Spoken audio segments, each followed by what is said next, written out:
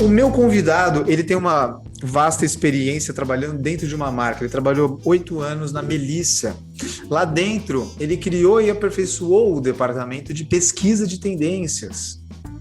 Enquanto ele fazia isso, ele viajou o mundo pesquisando o comportamento das pessoas, da sociedade, claro, voltado um pouco para a moda, mas sempre buscando o comportamento das pessoas.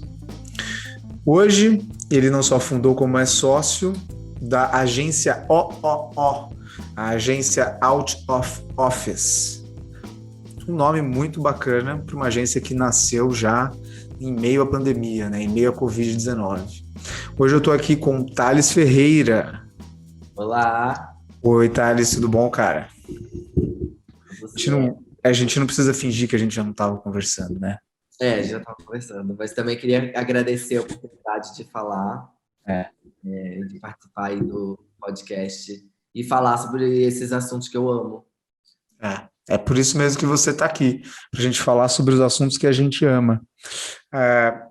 Eu tenho diversas perguntas para te fazer.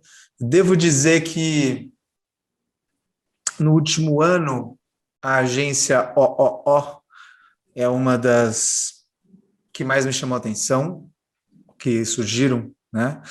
E fala para mim, eu quero saber primeiro, vocês apareceram pela primeira vez já estava rolando a pandemia, já fazia um tempo. Quero saber o quanto que o nome de vocês está conectado com a pandemia e o quanto que isso já era uma coisa que vinha de antes. Sim. Então, eu acho que o nosso nome ele está conectado em parte com a pandemia, em parte com a vontade dos sócios já de longo tempo, assim. Eu sempre, aí falando de mim, mas somos 3 sócios, eu e mais 2 sócias, na verdade. Uma mora em Los Angeles e outra mora em Nova York. Então, mesmo que a gente quisesse, né, não daria para a gente ter um escritório. Mas, de certa forma, também a gente se conecta em outro sentido. Eu, na minha trajetória profissional, eu sempre, trabalhei em empresa grande, e você sabe como é a situação dessas empresas, muitas vezes, para controlar todo esse grupo, né, toda essa multidão que trabalha nas empresas, existem várias regras de horários e de forma de entrar e bater ponto e horário de almoço, e eu sempre ficava muito depressivo com esse formato, assim. Eu lembro que no horário do almoço, que era o horário que eu tinha que bater ponto, meio-dia e voltar 1 hora, aquele para mim era assim, o horário da morte. Eu odiava ter que fazer aquilo naquele horário e ter exatamente 1 hora para voltar e bater meu ponto. Eu achava aquilo tudo me aprisionava de uma maneira que me deixava realmente muito insatisfeito, assim. E nem é de uma forma muito...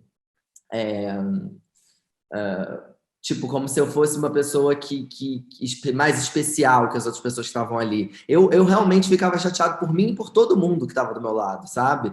Eu ficava triste com aquele modelo, assim. Para mim, não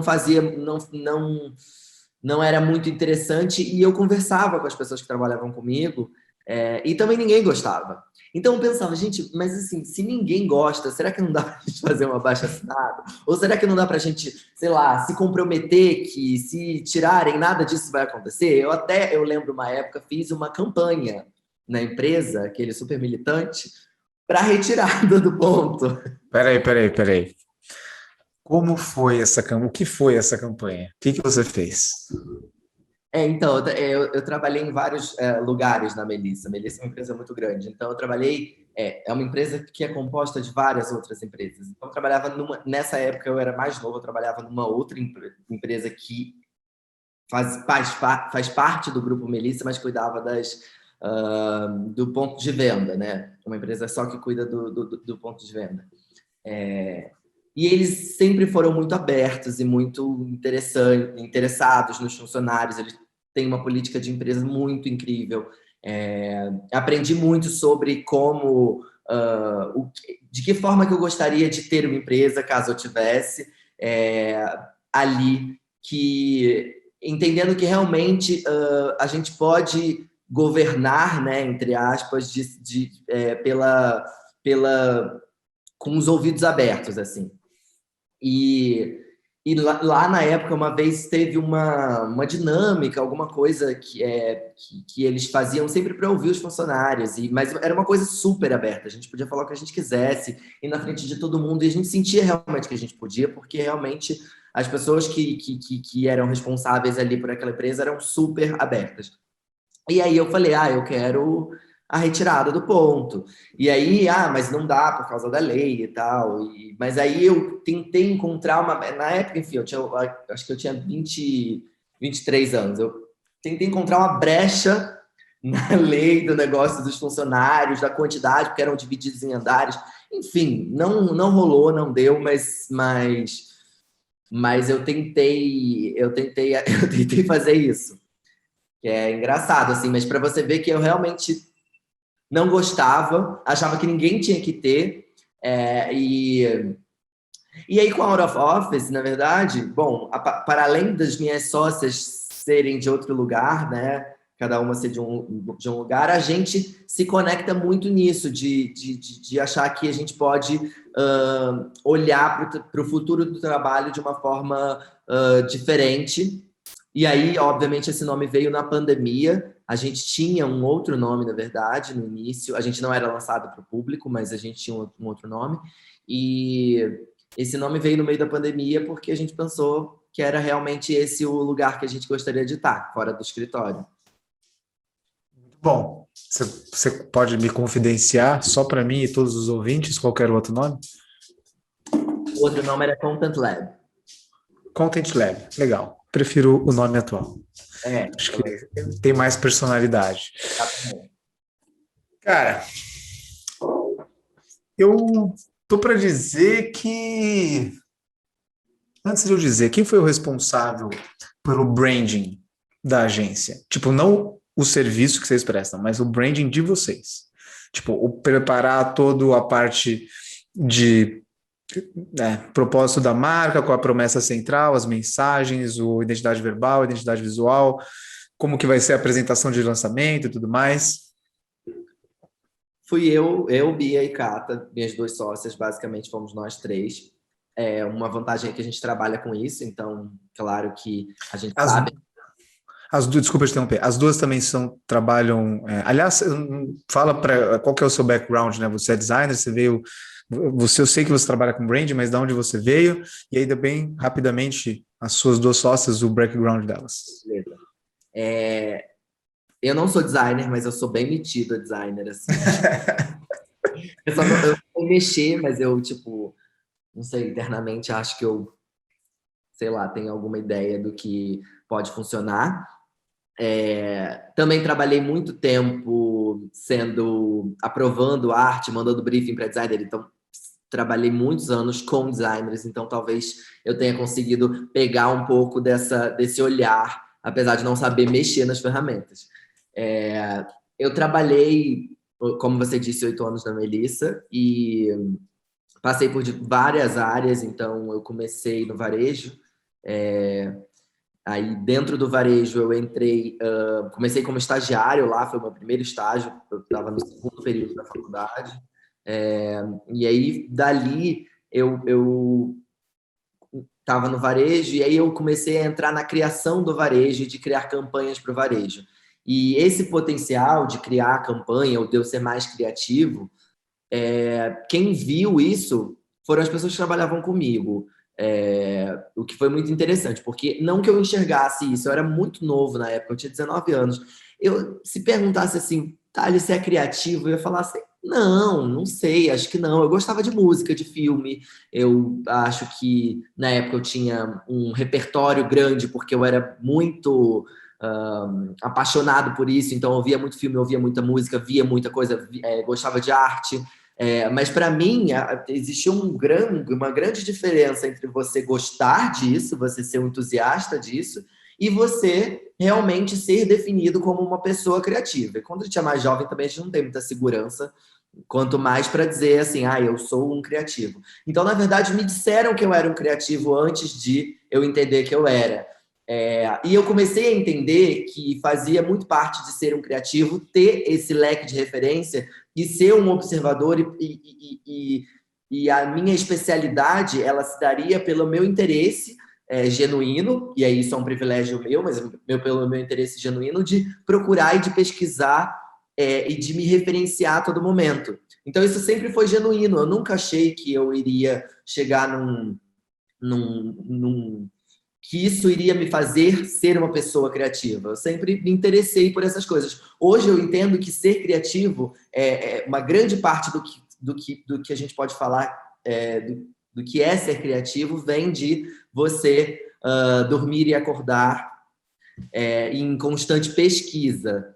E também, obviamente, o Google me ajudou muito, né? Na minha adolescência toda. Todos nós. Eu sou muito curioso e sempre fui. Mas, enfim, então fui muito para a área criativa ali da Melissa.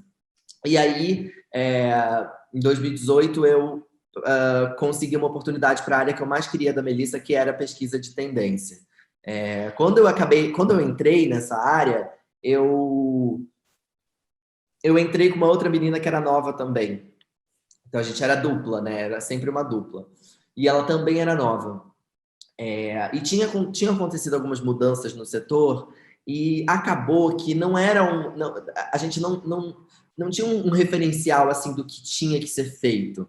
Ao mesmo tempo, a gente queria muito fazer e achava que aquilo ali era a oportunidade da nossa vida, porque era um cargo muito interessante, onde você viajava muito, você conhecia vários países, porque você, né, trazia os reportes para a Melissa.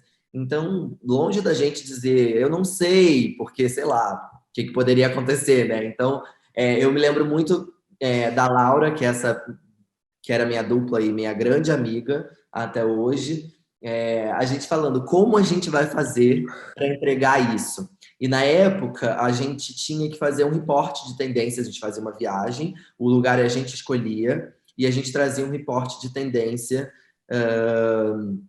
Só que a Melissa tem um período para fazer o produto um pouco longo, porque você precisa fazer a matriz para o calçado, então é uma matriz de aço, aí o calçado. Então acaba que esse processo demora um pouco mais do que uma fast fashion, por exemplo. Então, no mundo que a gente está, que uma outra marca consegue fazer rapidamente uma peça, a gente demorava mais. Então, a gente precisava ter essa pesquisa e precisava ser mais rebuscado em relação a isso, porque a gente precisava antecipar. E foi aí que eu entrei em contato com o Trend Forecasting e com essa previsão de tendências, que isso se difere do cool hunting, porque a gente realmente a gente viajava, a gente não ia na loja ou ver o que as pessoas estavam usando ali naquele momento. Porque hoje, né, com as redes sociais, não tem mais essa coisa, tá usando na Europa, daqui a 6 meses isso vai vir para o Brasil e as pessoas vão olhar. Não, as pessoas enxergam aquilo muito rapidamente.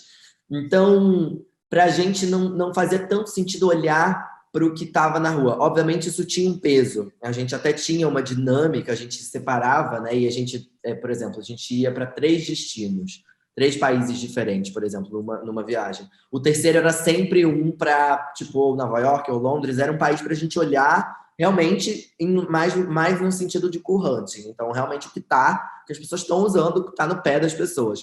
Mas a maior parte do nosso trabalho era justamente investigar comportamento e entender como isso poderia ser derivado na moda nos próximos meses, sabe? Então, o que era muito interessante, porque eu gosto de moda, mas eu gosto muito mais de comportamento e olhar para tendências, mas não no sentido somente de roupa. Então, esse momento foi muito feliz da minha vida, porque era o trabalho. Eu sempre brincava com a Laura que a gente trabalhava que nem criança, porque não era. Eu não pensava assim, nossa, preciso entregar isso aqui. Era uma coisa. Porque também era tipo. Eu tinha chegado num cargo onde eu tinha conseguido o que eu acho que tem mais a ver com o meu perfil, porque eu sempre fui o curioso do Google quando eu era adolescente. Eu sempre pesquisei muito. E aí, no momento, entrei num cargo onde eu era pago para poder descobrir coisas. Então, isso era muito eu realmente fui muito feliz nessa época e sabia disso, tinha muita consciência de que isso era isso mudaria a minha vida. Tanto que mudou, porque desse momento foi o momento onde eu mais percebi que a minha autoestima profissional, a minha confiança, foi a mudança, assim. Então, eu entrei nesse cargo, eu ainda era muito inseguro profissionalmente, já tinha sido elogiado em algumas situações, mas não era algo que eu tomava para mim, sabe? Eu não me considerava um profissional robusto. E eu entrei, né, nesse cargo não me considerando isso, sofri pra caramba internamente com as minhas questões de será que eu sou bom, será que tá bom, será que eu tô sendo bastante para isso? Era muito desafiador, mas eu considero que foi um salto assim para mim. Eu saí, quando eu saí da Melissa, eu já era um outro profissional, eu já pensava de uma outra maneira, eu já não duvidava de mim e de muitas coisas que eu duvidei quando eu entrei. Bom, tô falando demais, eu sei, mas enfim, eu sei que pode continuar. Você é um convidado bom para Tem podcast. muito agora para Bia e para cá, eu faço um pequenininho, né?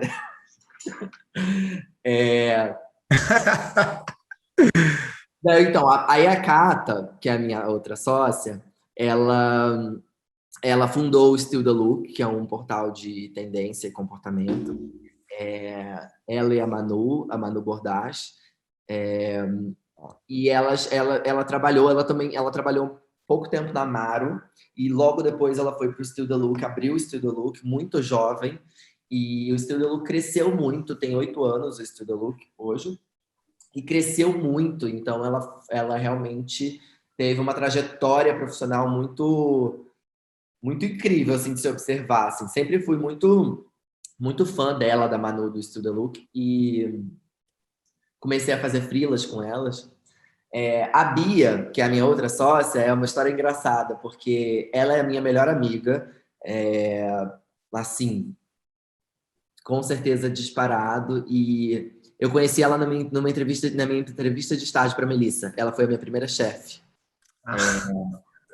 Conheci ela na entrevista, ela me aprovou, eu virei estagiário dela. Só que quando eu virei estagiário dela, ela tinha sido promovida há 2 meses. Há 2 meses anteriores a isso, ela era estagiária. A gente era da mesmo período da faculdade. E ela virou coordenadora do departamento, porque ela é muito inteligente, e é uma das pessoas que eu mais admiro, mais sábias, e, tipo, nova, muito jovem, já despontava, assim. E sempre também, então, assim, eu tinha essa coisa da criatividade, a Bia me descobriu, aí quando eu falei que me descobriram criativo antes de mim mesmo, foi a Bia, o que é ótimo, hoje ela é minha sócia, mas a Bia, ela era uma pessoa que eu olhava muito com muita admiração, porque eu entrei lá, ela estava 2 meses na empresa, ela foi de estagiária a coordenadora, depois ela virou gerente, em menos de 1 ano, ela realmente é fenomenal.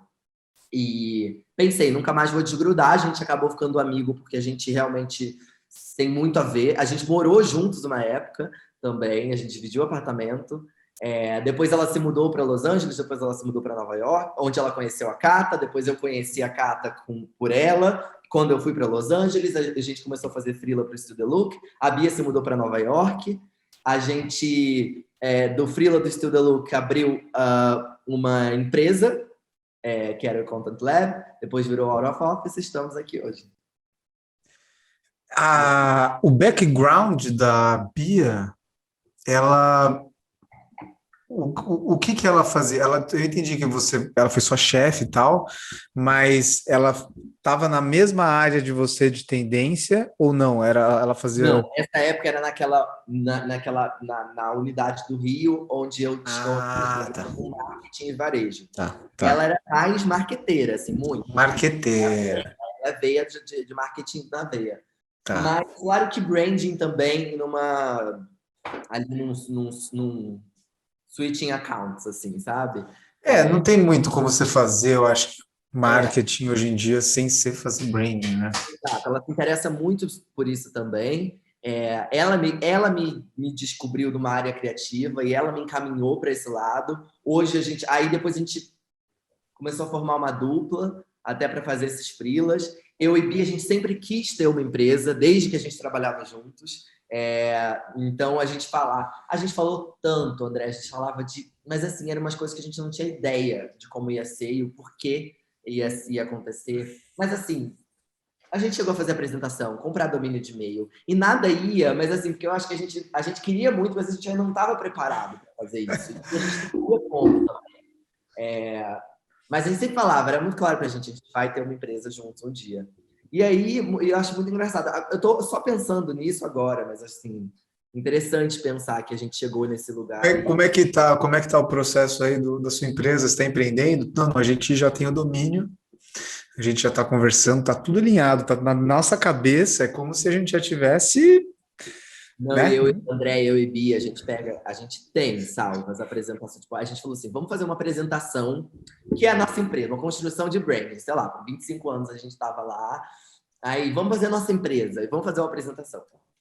Era uma ladainha, uma coisa assim, muito engraçada, que a gente pega, a gente morre de rir, mas a gente ri, fica morrendo de vergonha da gente mesmo, mas ao mesmo tempo com um pouco de orgulho, porque Lógico, acho que é assim que a gente chega, né? é lógico, lógico. Nem todo mundo começou fazendo uma coisa incrível, que mais. Então a gente vê essas apresentações, essas coisas que a gente fazia, a gente tipo, inventava muita coisa. Mas legal, sabe? Legal a gente ver. Eu acho que eu comentei isso contigo a primeira vez que a gente conversou, mas eu abri, eu fundei a Manifesto oficialmente no táxi, né, indo encontrar meu primeiro possível cliente, mas a primeira apresentação da empresa, da Manifesto, que não tinha nome ainda, porque não existia nome de empresa, da minha empresa, mas eu fiz essa primeira apresentação enquanto eu trabalhava na agência ainda, quando eu já tinha decidido para mim que eu não ia ficar lá, não tinha avisado ninguém ainda, mas eu já comecei a montar a primeira apresentação da minha empresa. Não, com puta discurso. E aí, claro, entrei na época no YouTube, acho que só tinha um vídeo da Ana Couto sobre branding, uma palestra, e eu chupinhei a palestra da Ana Couto, assim, mas nossa senhora, só faltou assinar Ana Couto embaixo. Cara, eu vou aproveitar essa brecha, porque eu já tinha separado uma pergunta aqui para você.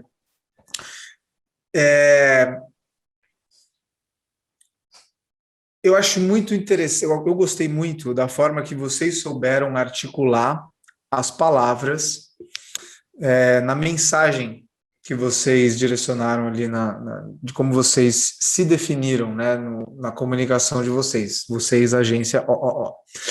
E eu peguei uma frase aqui, cara, na verdade duas, queria perguntar, tenho duas perguntas. Uma não é nem tanto uma pergunta, é mais eu admirei tanto a frase que eu quero que você comente, mas primeira pergunta, vocês se dizem conversation starters. O que significa isso para vocês? Ou para você? Acho que a explicação disso vem de como a gente avalia o momento das redes sociais atual. Acho que para a gente poder explicar por que a gente acha que a gente é conversation starters, a gente precisa perceber que a gente está vivendo uma mudança muito grande no Instagram, por exemplo. Vamos pegar de exemplo o Instagram, porque eu acho que é onde as coisas ficam mais radicais, assim. Enquanto em 2015 a gente tinha um boom das blogueiras no Instagram, era onde a gente, né, via elas despontando e fazendo uma carreira assim astronômica, porque ficaram milionárias e era muito sobre inspiração, as pessoas entravam e queriam consumir aqueles produtos que eram uma inspiração ali, muito imagética. Também, se a gente correlacionar com outras redes que não o Instagram, tinha o Tumblr, que as pessoas ficavam ali colocando as fotos bonitas, o Pinterest também, que, né, teve aquela força maior nesse momento, assim. Eu acho que, desculpa te interromper, mas eu acho que a diferença, né? Eu peguei a época do Tumblr também, puta, eu era fãzaço, adorava ficar lá horas. A diferença do Tumblr e do Pinterest é A identidade. Eu acho que não tinha alguém, né? Não tinha um rosto. Tudo bem, tinham artistas famosos no Tumblr e tudo mais, mas o Instagram é como ele levou o caráter inspiracional que você acabou de dizer, né? Que as pessoas costumam de chamar de estilo de vida, mas é um caráter inspiracional e deu. Deu a identidade, trouxe a personalidade da pessoa junto, né? Ou pelo menos fingia trazer a personalidade junto. Mas é como se a gente pudesse entregar para uma pessoa a inspiração que os conteúdo dela puder conseguir passar. Totalmente. Acho que endereçou, né? Tipo, Endereçou, obrigado, isso. tanto no Tumblr e no Pinterest eram coisas mais random, no Instagram era mais endereçado, o que facilita Exato. muito a organização da ferramenta, tanto em termos de busca nossa, de interesse pelas pessoas, quanto em termos de financeiros também, né? Tipo, de Sim. parceria, de publicidade. Que eu acho que essas outras ferramentas não conseguiam monetizar tanto, porque onde é que clusterizam esses perfis e essas referências. Mas acho que também, né, nesse momento, tinha a coisa do street style, e era muito forte também no Pinterest, né, dos looks e da coisa, da moda também tinha uma força muito, muito forte, uma força muito grande. E a gente viu uma mudança aí nesses últimos 5 anos, onde a gente pode colocar aqui, eu considero que a gente teve um outro momento chave, além de depois de 2015, que foi esse boom da coisa do blog, da blogueira, né, alta, né, que ganha muito, tem um faturamento muito grande, que gira mercado. Agora, em 2020, no ano passado, onde a gente começa a falar, começa não, né, mas a gente, né, deixa claro que a ferramenta se trata de content creation e de colaboração, e as pessoas, infotainment, as pessoas trazem informações e elas fazem você rir, ou elas te mostram algo que é importante para o seu dia. Os carrosséis ajudaram muito isso, os stories de destaques ajudaram muito isso também. Então a gente começa a entender que você está rolando ali, que você está passando conhecimento e informação para as pessoas. Daí eu acho que também tem um parênteses nisso, que é a... Não, vamos falar disso depois. Eu acho que a gente pode depois falar sobre o dilema das redes. Ah, beleza. Deixa eu vou concluir esse pensamento, depois a gente fala do dilema das redes. Então, a gente acredita que hoje a rede se baseia em conversas, né? Muito mais do que olhei, admirei, senti e copiei. Eu conversei, troquei, entendi, ensinei, mostrei, recebi. Então, eu acho que também o Instagram ele foi muito inteligente de fazer essas viradas, assim, e não poderia ter acertado mais. Inclusive num momento difícil como esse, na pandemia, mas é um momento que talvez seria muito, muito difícil se a gente estivesse em 2015 na pandemia, onde era muita inspiração. A gente até falou em 2020, né? Para onde as blogueiras vão, esse lugar ficou menor desse lifestyle que era muito presente ali em 2015, ficou menor. Isso foi posto em xeque no momento da pandemia, mas então, assim, é interessante perceber que nesse momento a gente está vivendo essa ferramenta, esse momento forte desse infotainment no Instagram. Então, a gente fala que a gente é conversation starters para poder explicar e exemplificar que a gente é uma agência de redes sociais, mas a gente é muito pautado em gerar conversas. E iniciar conversas. Então, quando a gente está falando que a gente está gerando um conteúdo de entretenimento, a gente pressupõe também que a gente está gerando uma conversa com o público, que o público vai responder e não necessariamente ter aquilo de uma forma passiva ou de, tipo, olhar aquele look e salvar na minha pastinha do Pinterest. Não, ela vai interagir com esse conteúdo. E a gente acredita nisso, na troca e na interação. Para a gente, a coisa mais importante, na verdade, não é que alguém poste uma foto, um vídeo ou um IGTV. É que ela poste, alguém comente e ela responda. Então, é a tripla interação. Então, eu faço uma interação, o usuário me responde, eu respondo novamente. Então, eu gero uma conversa que né, tipo um ping-pong, não é uma coisa de um lado só. Por isso que a gente fala que a gente é conversation starters, porque o nosso trabalho é muito focado nesse ponto. Não, e eu concordo demais com o que você disse. Não só concordo, como tento defender isso para clientes, né? A gente chama mídia social, mas a gente não para pensar que é um lugar para socializar, né? A gente precisa socializar, é isso, é troca. Não é um monólogo, não é uma via de uma mão única, né? Não é só soltar informação, muito menos mídia social também não é uma licença para spam, né? Não é um local que só porque você tem acesso a uma determinada audiência, as pessoas você tem o direito de ficar simplesmente soltando bullshit, soltando muita informação na frente das pessoas desnecessárias que elas nem se pediram, na verdade, né? Só para deixar claro para você e para quem está me assistindo, eu tenho um bloco de anotações aqui embaixo, viu, gente? Por isso que eu estou olhando para baixo toda vez que ele fala, porque eu estou anotando aqui que está me dando vários gatilhos. Eu imaginava que era isso, tá? Da sua resposta sobre o Conversation Starter. Só um minuto. Matheus, você está ouvindo esse... Tá dando, tipo, uma picotada no meu áudio? Sou eu que estou ouvindo isso? Eu estou ouvindo o seu áudio bem, o seu vídeo ele não tá 100%. Não, meu problema não, para mim era que tava dando uns barulhinhos assim, né? Mas beleza, parou. Agora travou, só porque a gente falou.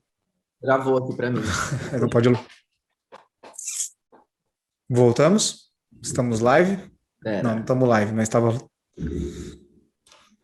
Então, aproveitando, porque eu imaginava que a sua resposta sobre o Conversation Starters era essa, e aí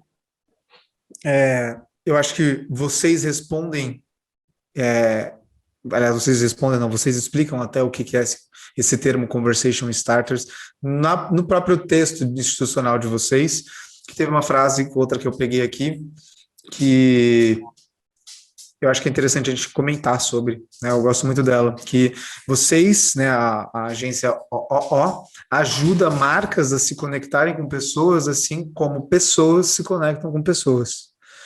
E eu acho que essa é a frase que explica o que você estava falando até agora, né, Thales? A gente, e foi o que eu disse, a gente esquece que mídia social é para socializar.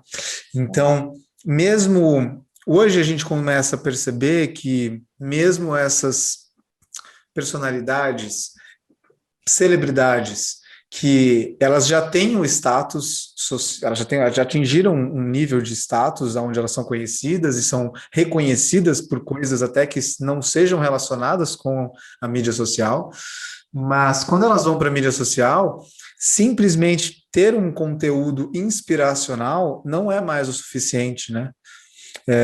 Então, eu queria só que se você comentasse essa frase, que eu gostei muito, eu acho que é continuar esse raciocínio que você já estava dizendo.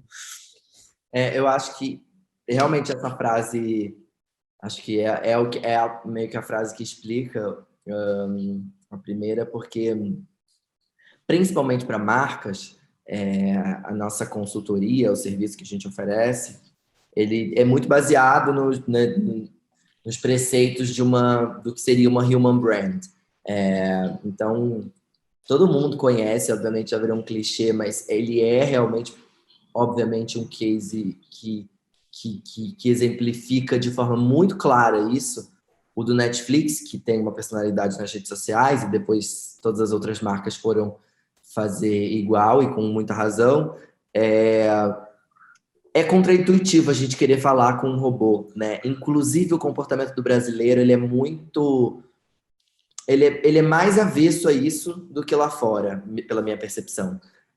Então, quando você tem um perfil de uma marca e você não atribui características humanas a essa marca, no seu branding, na sua estratégia de redes sociais, sobretudo, você acaba criando um gap entre o potencial que a marca tem de falar com o consumidor e a resposta dele. né? Se a minha resposta a um comentário, a um post de alguma marca, ela é facultativa, eu faço se eu quiser, eu acho que é muito mais da nossa natureza responder a algo que se conecte com as minhas emoções humanas. Então, a gente tenta entender de que forma que a marca pode se conectar com as pessoas da mesma forma que as pessoas se conectam com as pessoas. Então, porque a gente acha que isso é muito mais intuitivo, principalmente para o brasileiro. Quando a gente fala que, sei lá, esse case não necessariamente foi no Brasil, essa história de começar a fazer assim nas redes sociais, mas a gente acredita, por exemplo, o Netflix como bombou aqui no Brasil, assim, da maneira, a gente acredita que é muito um comportamento do brasileiro nas redes sociais de querer muito trocar, e esse lugar do calor e da emoção que a gente Sim. já tem e sempre teve, de se conectar com características humanas. Então, acho que é muito importante para as marcas olharem para isso, perceberem isso como uma grande oportunidade para poderem fazer com que o seu branding seja muito mais potente, né, nas redes sociais. Eu assino embaixo. É engraçado porque não faz tanto tempo assim, cara, de que eu me vi, né? Estive em discussões com clientes, e não estou falando de clientes, não estou falando de empresas que não deveriam saber tudo isso que você acabou de dizer, estou falando de empresas representativas. Então não faz muito tempo que eu me vi em discussões com essas pessoas tentando convencer, não de que elas deveriam ser humanas, mas convencê-las de que elas, sim, a marca delas precisavam estar na mídia social, sabe? Então eu acho que é muito engraçado porque eu entendo que no Brasil nós temos dois níveis de mídias sociais, vamos dizer assim. No nível do consumo, eu acho que é isso que você estava falando. O brasileiro, cara, o brasileiro é um dos povos que mais consome mídia social. E eu não estou falando de consumir, de estar vendo só, mas de viver mídia social, né? Eu lembro que faz 3 anos eu peguei uma pesquisa na mão que te falava que para brasileiro, no Brasil, aliás, mais de 40% da população acreditava que o Facebook era a internet. Então, tipo, era uma coisa que era tão nativa para o brasileiro, assim, ele fica tanto na internet, ele vive lá dentro, ele começa realmente a viver a vida dele dentro da mídia social, de uma forma tão intensa, que a gente às vezes não vê isso em outros países. Então, eu acho que o nível do lado do consumo está muito alto no Brasil. Só que do outro lado da produção de conteúdo ainda está baixo. São poucas as empresas, as marcas e as pessoas que realmente entenderam tudo isso que a gente está conversando. Que tem uma galera aqui, ó, querendo conversar, querendo se relacionar, querendo, sabe, viver junto. Para conversar. Exatamente. Eles não, a gente, né? Nossa. Quando a gente pensa em países escandinavos, França, quando a gente vê o comportamento de redes sociais desses lugares, claro que existe um comportamento global, mas eu digo assim, se a gente for considerar não generalização e for olhar as particularidades, a gente vai ver um território muito mais árido, né? A gente vai ver menos oportunidade. Eu sempre falo que rede social no Brasil é calor. É calor. É calor como é o Brasil. É calor. Aqui é calor. E é maravilhoso que seja calor, né? Onde as coisas florescem, acontecem, Sim, é calor. sim, sem dúvida, eu concordo, cara. Eu acho que isso para nós que trabalhamos comunicação é aquilo, é um solo fértil enorme, é muita terra fértil para a gente poder trabalhar. E não dá para reclamar, assim. Então, eu acho que não dá para reclamar porque a gente está na melhor situação em termos de como trabalhar redes sociais, né? A gente só não está nessa melhor situação porque eu concordo contigo que não são todas as empresas que têm essa visão ou que se permitem olhar dessa forma. Esse também é um dos motivos que Obviamente a gente existe e que a gente acredita que a gente tem algo a dizer, porque a gente acha que existe uma demanda, mas em relação a branding e marcas, né? Não em relação a influencers e content creators, mas em relação a marcas, existe uma demanda e não existe a oferta que a gente acha que supra a demanda em relação a exatamente marcas. Sim, sim, eu concordo demais. E aí eu já puxo outra pergunta para ti, cara. Vocês são uma agência que não tem escritório físico, vocês são uma agência que aparentemente tem um sócio em Nova York, o outro em Los Angeles e o outro em São Paulo. Qual é o objetivo de vocês em relação ao mercado? Vocês querem clientes brasileiros? Ou vocês querem clientes gringos? Vocês querem os dois? Como você vê? Qual que é a visão que vocês têm hoje disso? Acho que existem duas visões, assim. A gente não está tentando colocar em um lugar só ou em um objetivo só, porque a gente é muito novo ainda enquanto empresa. A gente já existe há mais de 1 ano e meio, 2 anos quase, mas aí eu acho que a gente, não sei, você comentou, mas a gente não falou o tempo, né? A gente abriu mesmo no Instagram, né? Abrir no Instagram. Lógico, lógico.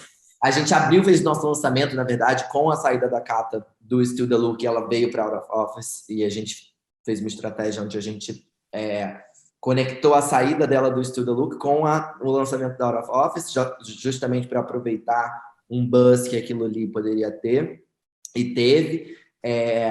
E aí a gente abriu o Instagram assim em dezembro.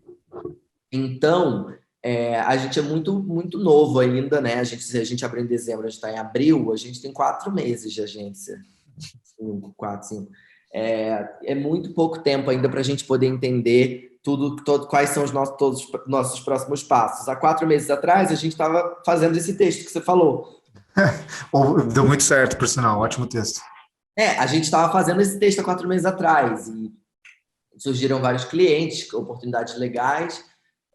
Então, assim, no fim das contas, às vezes fica pouco tempo também para você pensar em quais. Eu sou, dentro dos 3 sócios, eu acho que sou uma pessoa que quero ter um plano, sabe? A Cata, que é a minha sócia, que é a mais holística, que é de LA, obviamente, que mora numa floresta em Topanga, toda, entendeu? Da Chile. E aí, ela é mais assim, as coisas estão fluindo, estão acontecendo. O que eu acho ótimo, porque aí entendeu? As coisas vão... Cada um vai trazendo um pouco de coisa para a mesa, sabe? Mas é isso, ela fala, as coisas estão fluindo, estão acontecendo, vamos sentir a vibração. Mentira, ela vai ouvir isso, ela vai falar que eu tô falando. Que doida. Não, a Cata, minha sócia maravilhosa, que não estaríamos onde está se não fosse por ela, obviamente. É muito incrível, muito focada, mas ela tem um olhar assim mais de que tipo as coisas fluem, o que eu aprendo muito e eu acho que é incrível, e eu tô aprendendo a ser mais assim, inclusive. Mas a gente pensa sim em ser no mercado internacional, porque no americano, né? Porque dólar e elas, né, moram lá, né? Então a gente precisa olhar para isso porque elas moram lá e não vão voltar. Não é uma coisa que não foram fazer intercâmbio, elas moram. Então a gente pensa muito, mas a gente vê que tem uma diferença. O que eu comentei do calor do Brasil em redes sociais e da demanda e oferta e o quanto a gente ainda tem coisas para andar aqui no Brasil, a gente entende que aqui é um solo mais fértil de oportunidades. Por isso, e pela Cata já ser conhecida por causa do Still the Look, enfim, a gente tem mais oportunidades aqui do que lá fora, é sempre mais difícil lá fora. Ao mesmo tempo, a gente quer ser uma agência que trabalha globalmente. Então, a gente posso dizer, a gente não sabe. É difícil falar isso no podcast, né? Mas é verdade, a gente não sabe ainda. Por quê? A gente não sabe se a gente não sabe o que vai acontecer no futuro, a gente sabe que a gente quer um pouco dos dois, porque tem espaço para os dois. A gente sabe que é muito importante a gente estar lá fora por conta da moeda e não só por conta da moeda, por conta de uma lógica profissional que é muito, muito fechadinha. E isso me dá assim me dá até um arrepio só de pensar Compartilho. trabalhos lá fora e como é assim o mercado e a lógica e como é organizado e não querem fazer reunião, a reunião é em último caso. Mas, ao mesmo tempo, aqui também é muito, muito legal, porque tem muita oportunidade, e tem esse calor de fazer as coisas, e tem... também eu acho que as pessoas são mais abertas e é tudo mais convidativo. Então, a gente também acha muito legal o mercado daqui. Então, é isso, a gente quer fazer aqui e lá. A gente não quer ter que também colocar ou de um lado ou do outro. Eu acho que a gente quer meio que conseguir pegar os projetos mais legais de todos os Melhor dos mundos, né, cara? eu prefiro escolher o projeto do que por localização, sabe? Pronto. Vamos, na edição a gente coloca só essa frase de resposta. Entendeu? Coach. É melhor escolher projeto do que escolher localização. Pronto, já se transformou numa coach, vai estar no meu perfil semana que vem. Ótimo papo que eu tive aqui com o Thales Ferreira. Ai, ai. Cara, deixa eu te fazer uma pergunta aqui, então.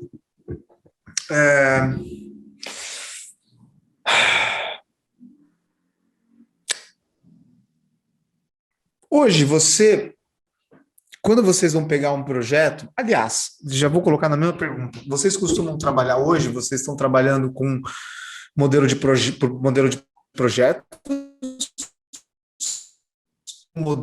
de conta?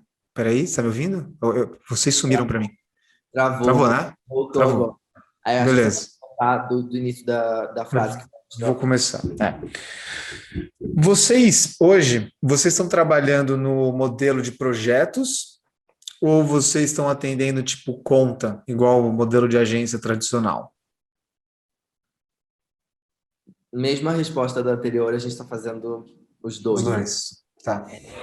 A gente tende a curtir bastante o resultado de um modelo de projeto, porque ele dá uma liberdade maior para a gente e dependendo do cliente ou da conta, a nossa consultoria normalmente a gente gosta que ela seja que ela instrua a pessoa. A gente atende também marcas pequenas e que a gente acha muito legal de trabalhar com marcas menores e que elas possivelmente não vão conseguir pagar um FII mensal em longo prazo, mas elas vêm para a consultoria de uma forma muito... Eu preciso aprender ou entender isso para eu poder entender e tocar. E, na verdade, a gente é bem aberto em relação a isso com os clientes. A gente fala, olha, nosso melhor produto, a gente já fala qual é o nosso melhor produto, sem medo de poder não fechar a outra. Não sei por quê. A gente quer, sei lá, trabalhar assim. Pensamos que a gente acha... Eu concordo demais com esse jeito de se relacionar com o cliente. Inclusive, eu até estava vendo um vídeo que eu gravei recentemente, onde eu falei qual foi o meu maior erro que eu cometi quando eu comecei. Porque, para quem não sabe, eu abri o meu estúdio de design muito cedo, com 23 anos. O maior erro que eu cometi foi realmente querer parecer maior do que eu era. Querer parecer uma coisa que eu não era, né? Então, eu estava o tempo inteiro prendendo a respiração porque eu estava tentando ser aquilo que eu não era. E, cara, não existe nada mais libertador do que você poder ser sincero com o seu cliente, né, e falar para ele, olha, eu gosto de fazer isso aqui eu não sei fazer muito bem, mas eu posso estudar junto com você e a gente chegar no resultado. E aí eu já quero aproveitar também para te perguntar o que é, né, eu ia te perguntar isso ainda, qual é a expertise de vocês? Vocês, tipo, tem uma coisa que vocês fazem, tipo, cara, isso aqui não tem para ninguém. A gente exatamente como eu tinha falado, estamos novos como empresa, né? A gente já fez alguns projetos, a gente tinha feito alguns projetos, tem algumas contas que a gente atende, já atendia antes do nosso lançamento e continuamos atendendo, mas a gente é legal também esse momento, eu estou tentando ser menos ansioso e desde que eu lancei a empresa, eu me sinto cada vez menos ansioso, o que é muito distante do que eu pensava que iria ser. Eu achava que, bom, se eu sempre fui ansioso trabalhando para outras empresas, se eu sempre fui desesperado nessas empresas, quando eu tiver a minha, aí mesmo é que eu vou trabalhar desesperadoramente, aí mesmo é que eu vou ser muito ansioso, e tudo bem, eu vou passar por esse momento, sabe? E eu tô Não, ao menos, cada contrário. vez menos ansioso. Eu acabei perdendo o que eu ia falar. Você estava falando que você achou que você fosse ser muito. Do modelo, não, que você perguntou do É. Ah, modelo, né? sim, sim. A gente. Então, assim, eu também não tô tão ansioso para descobrir qual é o nosso, tipo, a única coisa que a gente quer fazer. Então, a gente pega várias coisas diferentes dentro do que a gente sabe, obviamente, dentro do que compreende a expertise de algum dos três sócios ou mais. Normalmente, dois sabem fazer aquilo bem. Mas o que a gente acha que é o nosso melhor produto hoje, a gente faz questão de, primeira reunião com o cliente, falar isso e falar: a gente acha que é melhor para você, esse é o melhor custo-benefício, que é a nossa consultoria de branding e estratégia de redes sociais, que a gente faz um pacote dividido em duas etapas. Tá? Então, ou uma releitura, uma revisão do branding, se já existe, com um olhar para as redes sociais, ou fazer do início com redes sociais. Então, a gente trabalha com um escritório de design parceiro nosso também, que entra na metade desse processo. A gente começa com o cliente, ele entra na metade, e depois a gente continua para redes sociais, especificamente, montando um planejamento para ele. E depois disso, pode ter execução, que vira uma conta nossa. A gente é muito claro com o cliente, a nossa execução é mais cara do que as outras, do que a média do mercado. O nosso melhor produto, de melhor valor de custo-benefício é a consultoria. E a gente apresenta os preços e as questões. Mas a gente faz questão de falar, porque quando a gente fala antes, não tem muito o que... Ai, mas será que Sim. dá para... Não, é assim, e só é assim porque a gente se esforça muito para ser muito bom na consultoria, sabe? A execução, se a gente fosse focasse a ser muito bom na execução, possivelmente a gente conseguiria fazer essa execução a um valor mais baixo de mercado, mas não é o nosso principal foco.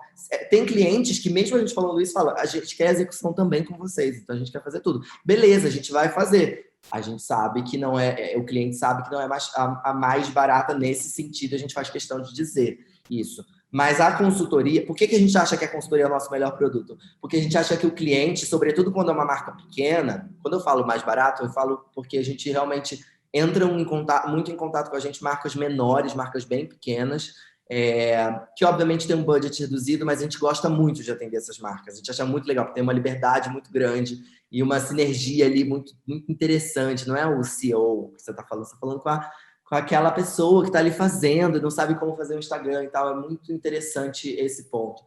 E a gente sempre fala, a nossa consultoria aqui, eu acho que ela é para não só para dizer faça isso, faça faça aquilo, é aqui isso que funciona. A gente quer explicar.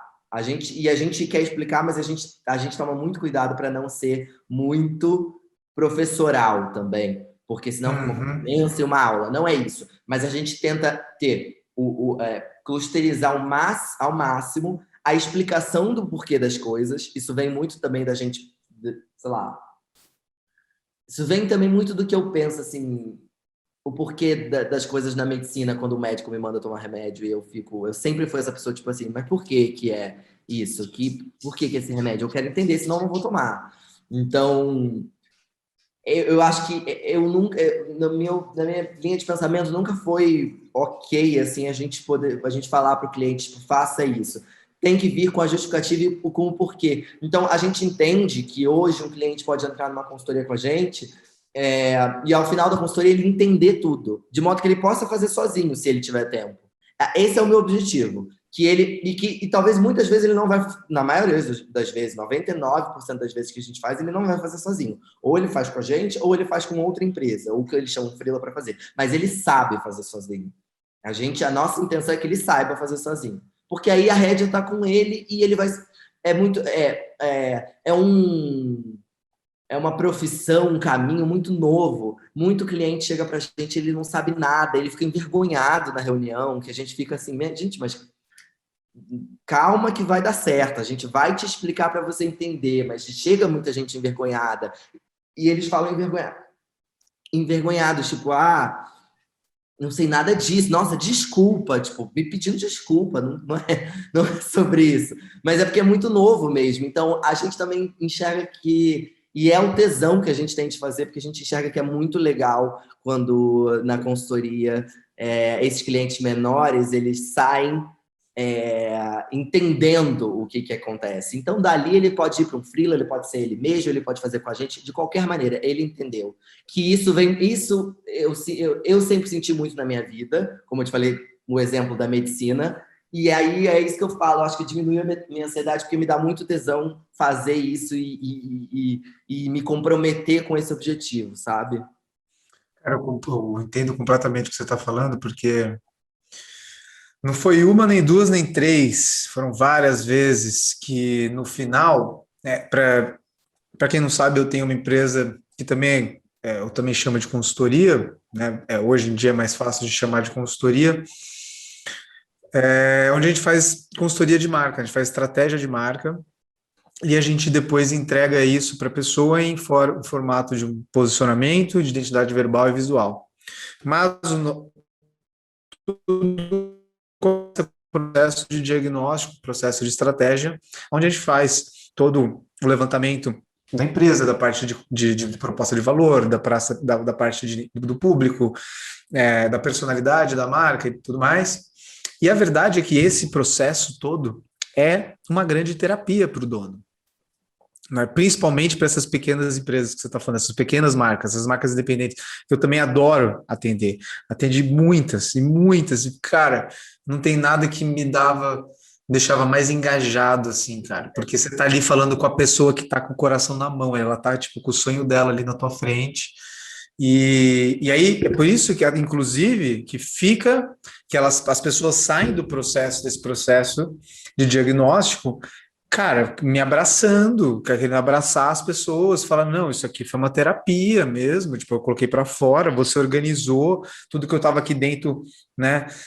Tem um depoimento lá no site do Manifesto que o fundador falou que a gente desatou um nó que tinha dentro da garganta dele, que ele não conseguia colocar, não conseguia separar.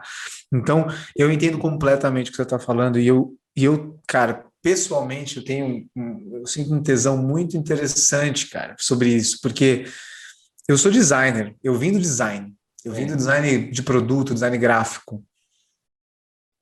Eu sei o que é você entrar no flow de um processo de criação e, cara, não existe mundo em volta de você e as coisas começam a fazer sentido e você cria, você vê o resultado do tesão. Mas você olhar no olho de uma pessoa e você perceber que você traduziu o que ela não estava conseguindo botar em palavras, que você ajudou ela a se encontrar, cara, eu acho que isso não tem uma satisfação igual, assim, que isso... É um prazer da nossa profissão, isso. Não tenho a menor dúvida, não tenho a menor dúvida. Inclusive, por isso, até que eu também, com o passar do tempo, eu fui me especializando na parte de estratégia, mais ainda, na parte de facilitação estratégica. Então, eu sou o cara que vai lá e vai facilitar. Eu facilito um processo estratégico, já fiz isso com um fundador, 2 fundadores, já fiz isso com uma equipe de 25 pessoas ao mesmo tempo, mas você vê as cabecinhas explodindo, né? Você vê, tipo, no olho delas, assim, as pessoas que estão envolvidas com aquilo há tanto tempo e não conseguiam chegar naquele resultado, não conseguiam, era isso, era aquilo. Então, eu concordo demais. Você falou, enquanto você falava, eu conseguia lembrar, eu conseguia reviver esses momentos. É realmente uma terapia, cara. É uma terapia. Eu acho que, eu sempre achei que, brinquei que branding, fazer um processo de branding, um processo de definição estratégica, que para falar fácil é basicamente um processo onde você vai definir quem você é, aonde você quer chegar, como que você vai chegar lá e por que que as pessoas devem se importar com isso, né? Não tem nada mais é, emancipador, né? Você cria uma clareza que você, agora, a partir de agora, eu posso ser quem eu fui, quem eu queria ser há tanto tempo, né? Eu gosto muito disso. Pois é. Então tá. Cara,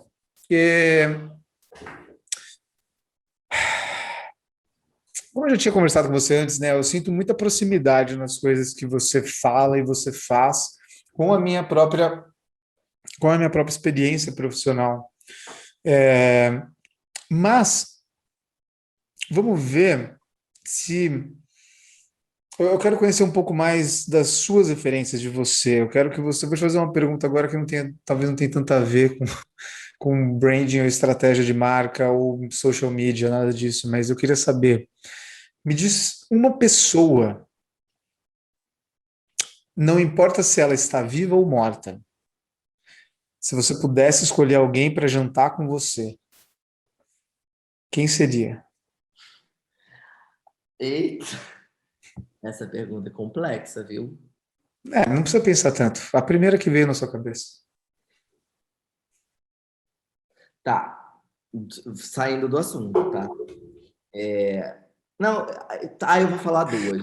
Porque eu vou falar uma do assunto e uma fora do assunto. Pode ser? Dois jantares?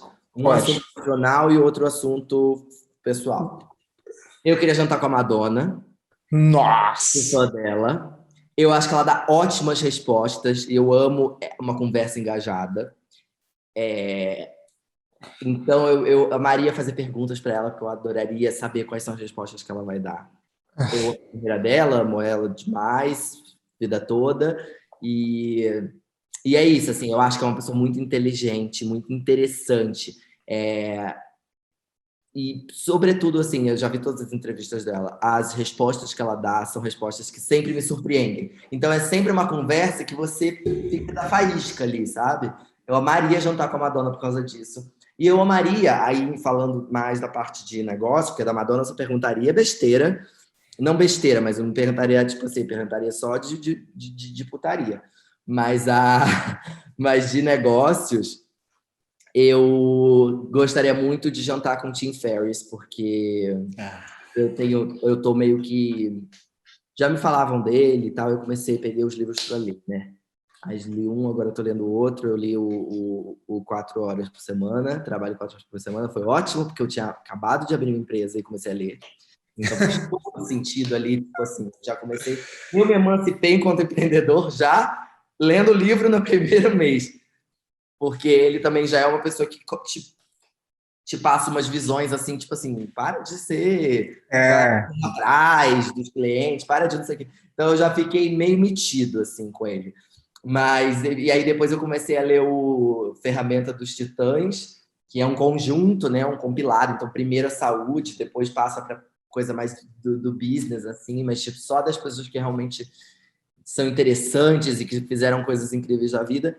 E eu achei ele muito interessante. Aí comecei a assinar a newsletter dele, ver os vídeos dele do YouTube. E eu acho ele, o que eu acho especialmente interessante nele é que ele é muito bom de hackear as coisas. E eu acho essa coisa do hacking uma coisa muito... uma expertise muito interessante para os tempos de hoje. sem dúvida. Eu gostaria de ter cada vez mais essa coisa do hacking, sabe? Que ele tem. Porque eu acho que ele, quando ele pega uma coisa, ele tipo, passa aquilo, aí passa, aí vai para outra coisa, aí descobre outra coisa, aí hackeia as coisas de uma forma muito inteligente, não perde tempo com o que não precisa perder tempo, foca no essencial, termina aquilo ali, entende aquilo ali, sabe, master aquilo ali e vai para outra coisa, e vai para outra coisa, e vai para outra coisa. Então eu acho que é uma pessoa que, bom, como ele tem me inspirado muito nos livros e nas coisas, e eu tô meio apaixonado por ele, eu acho que um jantar com ele eu teria várias perguntas para fazer para ele, mais no sentido dessa coisa da curiosidade do hacking, que é uma coisa que eu acho que eu tenho muito, e eu vi, né, comecei a ter um referencial de uma pessoa que tem isso muito bem desenvolvida. Então é algo que eu tenho, obviamente não bem desenvolvido dessa forma, e eu vejo ele com isso que eu sei que eu tenho, mas bem desenvolvido, é uma inspiração, uma pessoa para olhar e para eu conseguir chegar, sei lá, em algum lugar mais alto em relação a esse ponto do hacking, sabe? Cara, você fez uma descrição muito boa do Tim Ferriss, porque eu já vi muita gente emocionada lendo o livro, assim, e aí tentando defender as ideias dele e tal. Cara, a verdade é que ele é um puta preguiçoso, velho. Só que ele é um preguiçoso muito inteligente. Entendeu? Exato, Esse é o exato. ponto. Não Então, faz tipo, nada a mais do que ele tem que fazer. exatamente. Inclusive, tem até uma frase dele escrita aqui na minha lousa, que eu deixo anotada, porque toda vez que eu estou fazendo uma reunião, assim, eu olho, principalmente quando eu comecei a produzir conteúdo, e meu amigo, quem produz, começa a produzir conteúdo, percebe o trabalho que tem, né? Várias coisas, vários formatos, várias, enfim. Então tem uma frase dele aqui que diz: faça uma escolha que te evite fazer outras 1000 escolhas. E isso é muito Tim Ferriss, né, velho? Ele é muito Tim Ferriss. Ele é tipo, é uma. Nossa, uma arrogância, uma sobriedade sobre a vida. Ele é tão superior que ele não se deixa abalar por nada. Por que problema? Problema? Não, problema para você. Para mim não é um problema. Para mim, né? Vou dar o meu jeito aqui. Então eu gostei muito da sua definição, que ele é o cara do hack, velho. É um hack de vida. E eu não, eu acho que tipo o que nós chamamos de hack é a vida dele. Ele não vive de outro jeito.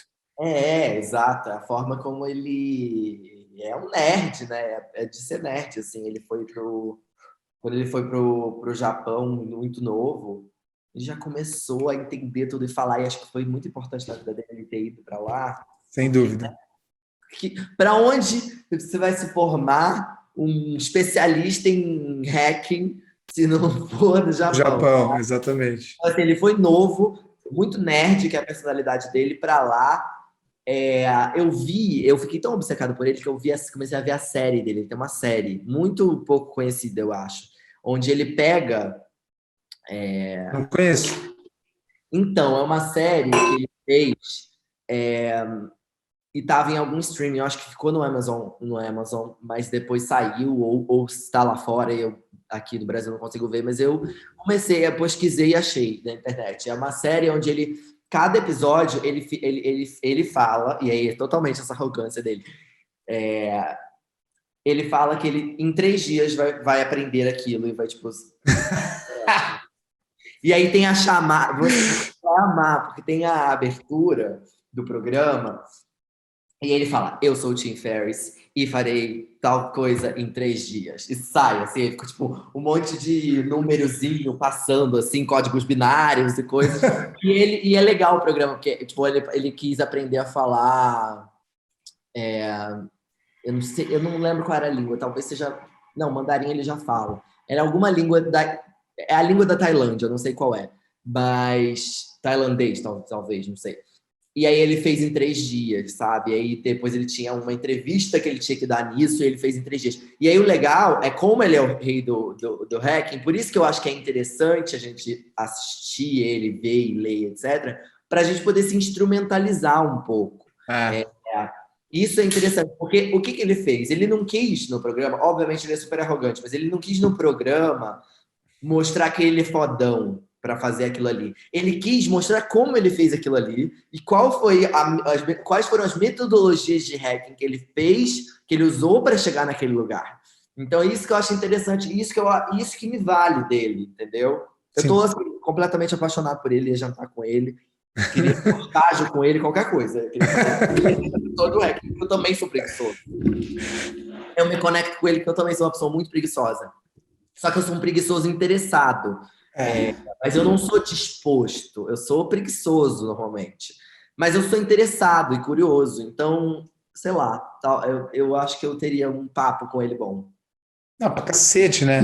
Eu acho que eu sou preguiçoso pra cacete, mas eu sou dramático, velho. Esse é o meu problema, eu sou dramático. Mas mas e se o se, e aqui, aquele, e aquela? Como é que vai ser? Mas e depois disso, depois daquilo?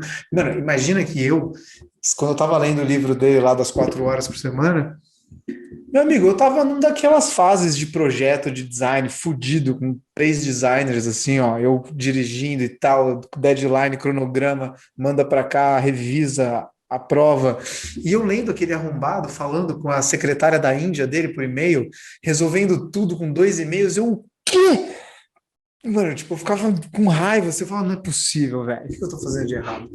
Não é possível, mas enfim, Estourou minha cabeça, viu? não. Estourou minha cabeça, porque eu falei assim, é exatamente isso que você falou. Como é possível? E eu preciso, e se é possível, eu preciso também ser essa pessoa, porque eu também sou preguiçoso, eu também quero trabalhar Não, 4 horas por semana.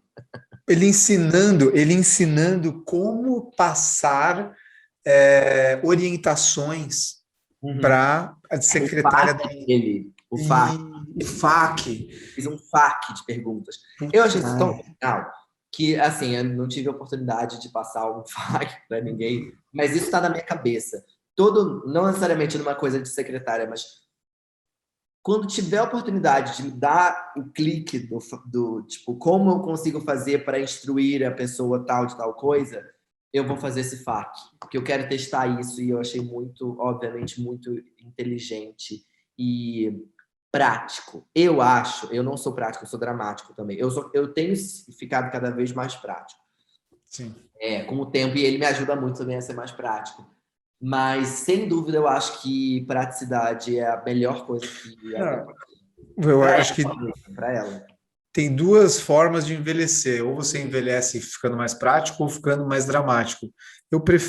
Eu nasci dramático, eu estou ficando um pouco mais prático. É isso, eu Né? também. Vamos. A linha do tempo é essa. Eu nasci o É, mais dramático do mundo. Era uma isso. criança dramática, fui um adolescente dramático. Um início de adulto extremamente dramático. Os meus amigos falam que eu mudei muito nos últimos tempos. Uhum. Eu tenho ficado cada vez mais prática. Eu quero, assim, que isso seja ascendente na minha vida, porque Sim. eu acho a melhor coisa para a própria pessoa, assim, ser muito prática, sabe? Eu acho que eu tratei durante muito tempo cada problema com com tanto preciosismo em cima desse problema, e obviamente o ego está muito dentro disso, e essa coisa do eu vou resolver, agora, por exemplo, antes da nossa da nossa sessão desse podcast, eu tive um problema muito grande, assim. Um problema que vai mexer em contas. E foi exatamente antes da gente entrar. Eu respirei fundo, entrei. E tá sendo ótimo, porque tá sendo uma sessão de terapia e deu me afastar um pouco. Porque quando acontece um problema e a gente fica desesperado em cima daquilo, é muito pior. Eu me afastei, agora vindo aqui conversar com você, e agora eu pelo menos sei que eu faria isso novamente, se não for para participar de um podcast, eu desligar o celular um pouco e falar, eu vou resolver isso depois, quando eu tiver com a cabeça mais fria para resolver. Perfeito, né? Você aprender a ter. Não é você aprender sobre você mesmo, né? Você aprender a como que você deve lidar com as coisas. Você falou, você tem mudado muito. Cara, eu acho que o Tim Ferriss, até voltando nele, o Tim Ferriss é a prova viva de que se a gente apertar a régua, tipo, se a gente exigir um potencial de nós que normalmente a gente não exigiria, a chance é que a gente alcance esse potencial. Então, Uhum. essa brincadeira dele de falar, não, eu tenho 3 dias para aprender a falar mandarim. Enfim, cara, você vai sair falando mandarim como um cara? Provavelmente não. Mas você, pelo fato de você ter um deadline, pelo fato de você já estar se propondo a ter exatamente 72 horas, é muito provável que você chegue num resultado que, se você fosse começar a fazer mandarim sem essa preocupação, você demoraria muito mais para aprender. Então, eu acho que isso que você acabou de dizer é que quando a gente começa a empreender, a gente não tem a outra escolha senão aprender a lidar com determinadas situações, porque de fato não tem. Você é a última linha de defesa, né? Não tem para quem você virar para trás e falar, não, resolve, deixa que vai lá, eles resolvem. Não tem, né? Ainda é contigo. Então, eu sempre falo, cara, que tipo, empreender é uma viagem de aprendizado muito mais pessoal do que técnico, né? Você vai aprender muito mais sobre você e até sobre como se relacionar com o mundo do que especificamente aquilo que você pratica, aquilo que você vende, né? Então, para mim, o Tim Ferriss foi muito importante nessa. Eu não vou falar transição, porque eu acho que eu ainda estou nessa transição, mas nesse, né, de deixar, de passar a ser um pouco mais prático. E ser mais prático não é que, ai, para, menino, seja prático você. Não, não é isso. É enxergar a vida, que a vida pode ser prática. A vida só não é prática quando a gente coloca a nossa existência na frente. Tá ligado? Se a gente tira a nossa existência, filho, tá bom, é isso, é para lá, é para cá, é sim ou não, é direita ou esquerda, acabou, não tem muito o que fazer. Né? Exatamente. Tenho aprendido isso dia após dia. Querido, deixa eu te fazer uma pergunta. Aliás, não é uma pergunta. Eu quero trazer esse assunto que a gente já está falando, já está chegando no final do nosso podcast, mas você tinha falado para mim que você queria conversar sobre o dilema das redes. Eu quero que você me diga o que você quer comentar. Eu tenho diversas coisas. Eu poderia conversar 5 horas sobre esse documentário, mas me diga o que você quer comentar. Não, eu acho que é interessante conversar sobre isso, porque eu conversei muito na época que aconteceu, que lançou, com várias pessoas, com as minhas sócias também. E eu divergi muito de muita gente sobre isso. Porque as pessoas, elas colocaram o documentário, ele traz muita coisa, mas ele traz de uma forma... Em primeiro lugar, assim, não sei se a gente pode também discutir sobre isso, mas eu não sei se você gostou ou não gostou. Eu não gostei. Eu não gostei porque eu acho que ele passou coisas que são reais e que acontecem, mas a forma como ele passou foi uma forma muito dramática, como a gente estava falando. E isso era importante para que as pessoas reagissem a isso de forma igualmente dramática.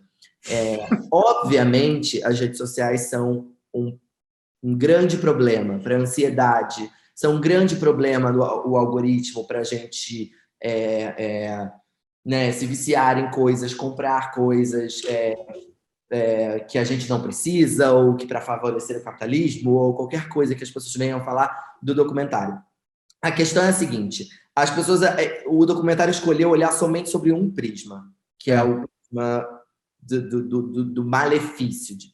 Ele não trouxe, acho que uma pequena parte, mas ele não trouxe de forma representativa o que isso representa em termos de avanço. E isso pode ser muito mal interpretado por diversas vezes, por isso que eu acho que o bom senso ele vem antes de qualquer coisa do que eu vou falar aqui, porque eu posso ser mal interpretado se as pessoas entenderem que, ao falar isso, eu estou ignorando o bom senso, mas quando a gente fala que uma ferramenta é harmful ou que ela vai acabar com a sua vida, etc., a gente também está falando muito sobre a gente e sobre o quanto a gente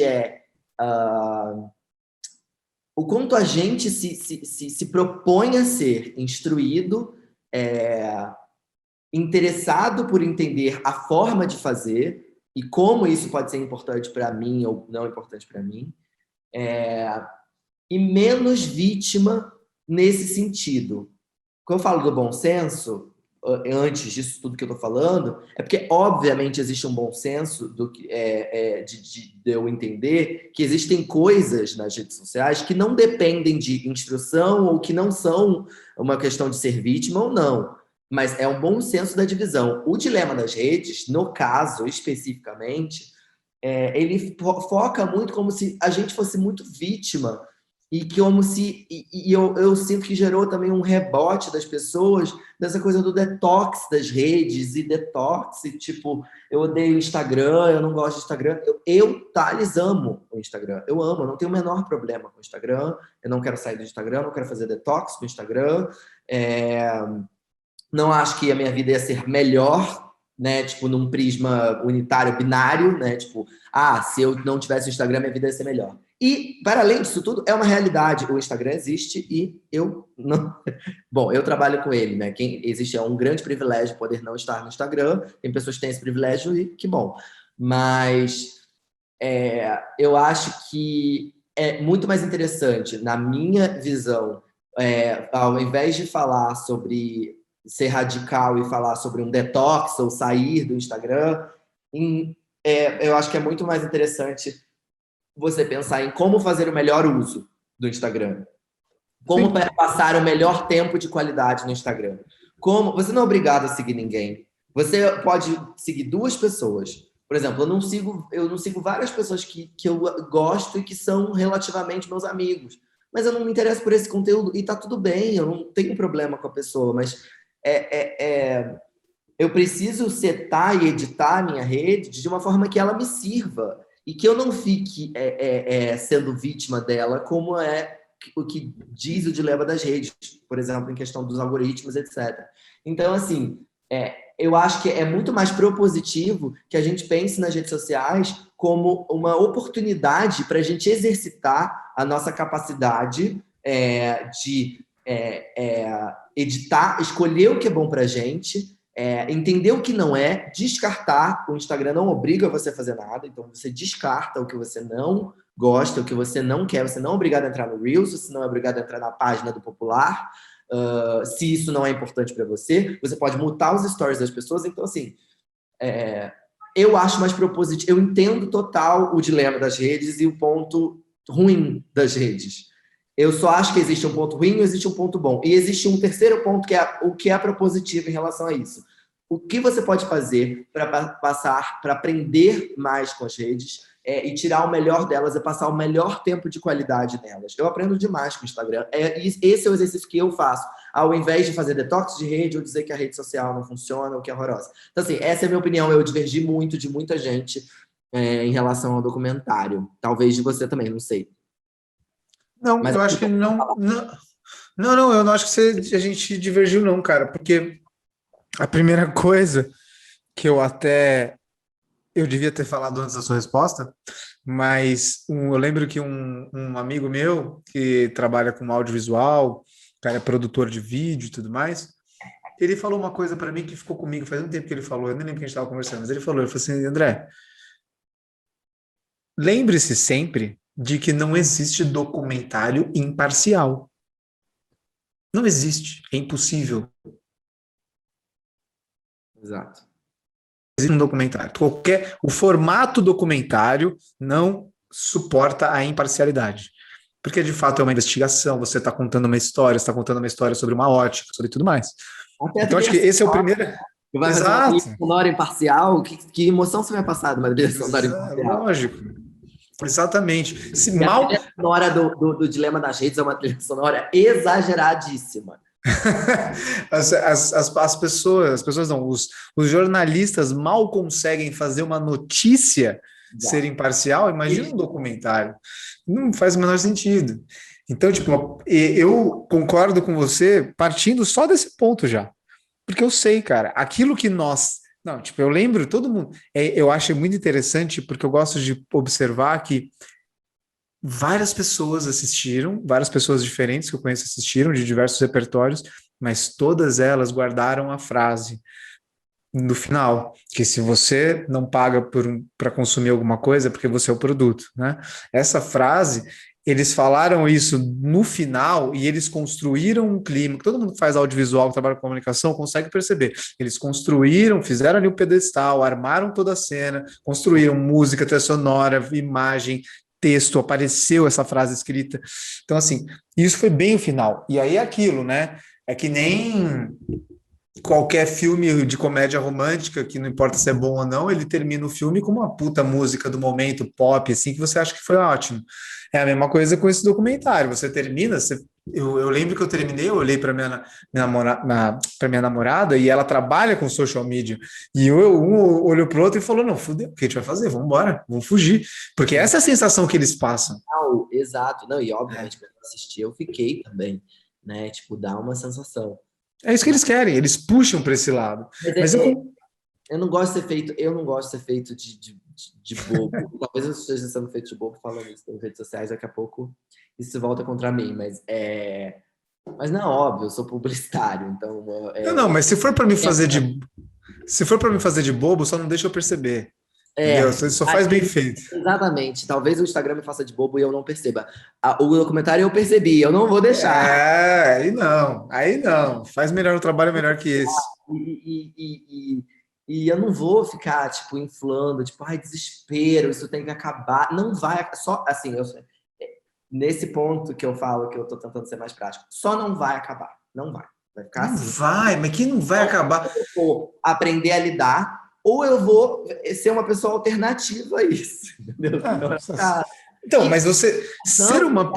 Eu acho um puta privilégio. Sai do Instagram, se você pode. Quem pode? Tudo bem aí? Aconteceu alguma coisa? Acho que o vizinho falou. Não, eu acho um privilégio sair do Instagram. Não, mas quem que pode... Desculpa. Ninguém pode sair do Instagram. Você, tipo, eu, sei lá, agora eu tô falando Instagram, meio social media no geral. Cara, desculpa, me fala o que você faz da sua vida que você vai realmente não estar no Instagram. As pessoas ou empresas que não estão no Instagram ou qualquer mídia social, elas fazem isso como uma forma de posicionamento. Tipo, você fala, eu não uso. Você usa. Em algum nível você usa. Você pode estar falando, no Instagram eu não vou, mas você está no Facebook, você está no WhatsApp, você tá na rede, você está no algoritmo, você faz parte disso tudo que está falando ali, entendeu? O que eu não gosto é quando vem essas pessoas que vêm com essa falsa ilusão de que não, se eu quiser, eu posso viver a minha vida fora da internet, como se eu não. Não dá, cara. Igual, por exemplo, você tá falando dessas empresas que saem do Instagram, a Bottega, marca de luxo, saiu do Instagram. Maravilhosa. Putas. Revista. Não, eu vi, fizeram a Zine digital, maravilhosa, eu vi isso. Incrível. E as pessoas compartilharam no Instagram. Ou seja, ela saiu do Instagram, porque o perfil dela saiu do Instagram. Não, ela não saiu do Instagram e ela sabe disso. Lógico. Não, e puta estratégia foda, porque agora você só encontra o conteúdo dela pela hashtag, tá ligado? E aí você encontra da hashtag, você só vai encontrar, você não vai encontrar a marca falando, você vai encontrar as pessoas falando. Então, tipo... De uma coisa eu tenho certeza, não é ideologia eles terem saído do Instagram, entendeu? Lógico que não. Ah, gente. Mas as pessoas acharam, tipo, bonito ou poético. Né? Porque o branding, posicionamento e marketing são feitos para serem poéticos, mas não Tudo bem. É genuíno. É uma estratégia, obviamente, até porque eles fizeram a revista, ela teve uma ressonância super interessante no Instagram, a revista está incrível, inclusive, mas é isso, assim, não tem muito... Eu tenho tentado ser cada vez mais realista em relação ao que as coisas são, não tem como fugir.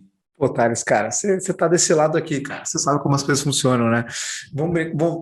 Eu falei recentemente num vídeo que eu fiz que o Google agora, no dia 1º de abril, o Google é conhecido por fazer campanhas de 1º de abril, né? Tipo, eles sempre fazem alguma campanha no site, modificam, levantam alguma causa, enfim. No ano passado, eles optaram por não fazer nada por causa da pandemia, e esse ano eles reafirmaram esse posicionamento de não fazer nada. Só que eles reafirmaram como? Você entrava no Google, estava do avesso, estava virado ao contrário, tipo o site do Google, sabe? Eu também gosto de usar um exemplo da Patagônia, que na Black Friday eles fecham as lojas. Então, assim, você está fazendo um anúncio que você não vai anunciar. Exato. É tipo isso, entendeu? Não é porque... com aquela campanha que ficou icônica que não compra a jaqueta, né? Exato. A jaqueta e o letter em cima, não compre essa jaqueta. Beleza. Você tá tipo... Gatilho. Mano, mas não deixa de ser um anúncio. Você tá anunciando que você não vai anunciar. É um anúncio, é uma campanha, é um posicionamento. É uma forma de fazer. Exato. Pelo não fazer, ou pela saída, que foi o que a Bottega fez, foi o que a Patagônia fez, enfim. Mas eu sou muito, muito entusiasta disso tudo, obviamente, como um publicitário, né? Não, mas eu também sou, cara. Eu acho que é maravilhoso isso. Eu acho que, enfim, se eu entrar no viés aqui, eu acho que a gente fica mais 2 horas. Eu não quero fazer isso. A gente já está 1h30 aqui. Então eu quero fazer uma última pergunta para você. Eu faço essa pergunta para todos os convidados E acho que para você vai ser bem legal, porque você está numa nova fase, né, cara? Você está aí, por mais que seja que já existisse há mais tempo, você está com uma empresa que não tem nem 6 meses direito, né? Vai fazer 6 meses agora. E por mais que seja a agência mais sexy aí do momento, né? O pessoal está gostando, não sabe se é uma agência de tendências, se é uma agência, não sei o quê. Eu queria saber de você, cara, pessoalmente, o que que você sente que você precisa aprender agora? Tipo, uma habilidade que você sente que você está precisando desenvolver. Ótima pergunta. Olha, há 2 meses atrás eu te diria que eu achava que eu precisava aprender mais sobre business e como gerenciar uma empresa. E não estou dizendo que eu aprendi, que tipo assim, que agora eu aprendi em um mês que eu não sou o Tim Ferriss. Mas eu meio que mudei esse foco do que eu tenho que aprender, porque eu acho que como tocar uma empresa, eu acho que não é uma coisa que eu possa me esforçar para aprender, e sim uma coisa que vai vir com a experiência e com o tempo, que é algo que eu não consigo controlar. Então, isso eu quero, preciso muito aprender, e foi o que eu pensei há 2 meses atrás, que estava nesse momento meu de pensar isso, mas isso eu já entreguei e eu sei que o aprendizado vai vir com o tempo e que ele é algo, né, automático no sentido de você vai trabalhando, você vai aprendendo. Agora, o que eu preciso aprender é dizer não, é negar. Hum. Porque, sobretudo quando você ainda não está bem estabelecido, né? Quando você é novo, numa empresa, tem uma empresa nova e tal, as pessoas pedem coisas muito estranhas, assim, e se você deixar, você cai em cada limbo, assim, e cai mesmo, assim, e porque você aceitou, e tudo é culpa sua, porque você aceitou, você não precisava ter aceitado, que é aquela coisa do dilema da gente que eu falei, você que tem o domínio, tome rédea do seu domínio em relação às redes. Então, em relação a minha, o meu papel dentro da empresa, eu acho que é isso, assim, aprender que nem tudo vai ser bom, é, que eu preciso dizer não para várias coisas, por vários motivos, alguns mais dolorosos, outros menos. Os menos dolorosos são porque eu não quero fazer, então, ok, senão é o mais fácil. Não quero fazer e não preciso desse dinheiro, ou esse dinheiro não vale para isso, esse é o mais fácil de fazer. E esse, sinceramente, esse não vai ser uma coisa tão difícil de aprender. O mais difícil de aprender é dizer não para uma coisa ou que vale muito, né? Talvez em termos financeiros, ou que é uma coisa que vale muito em outras expertises, mas que não está conectado com o tipo de coisa o tipo de conduta que eu gostaria que a Out of Office tivesse.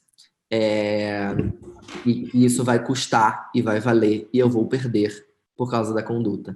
Porque eu quis abrir uma empresa justamente para que eu pudesse, eu e as minhas sócias, e a gente se combina muito nisso, isso é bom. Então, se eu já não brigo com as minhas sócias, então a gente é como se fosse um time muito.